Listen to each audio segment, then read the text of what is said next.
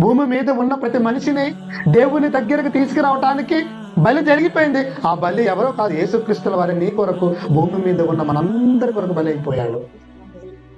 అంటే దేవుని ఆలోచన చూడండి. ఆ దేవుని ఆలోచనలు నెరవేరిస్తే యేసుక్రీస్తుల వారిని చూడండి, ఆయన జీవితం ఎలా ఉందో.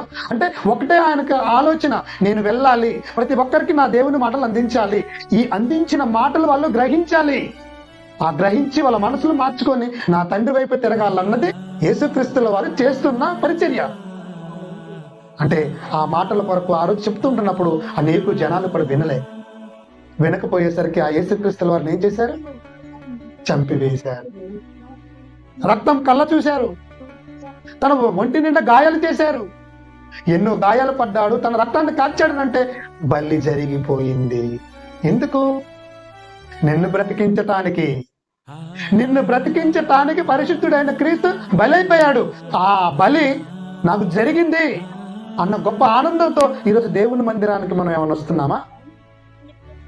అంటే నీ కొరకు బలైపోయిన సంగతి కూడా మనం మర్చిపోయి బ్రతుకుతున్నామంటే మనదొక బ్రతుక అని దేవుడు అనుకోడండి. ఎంత అన్యాయం చేస్తాను దేవుడికి.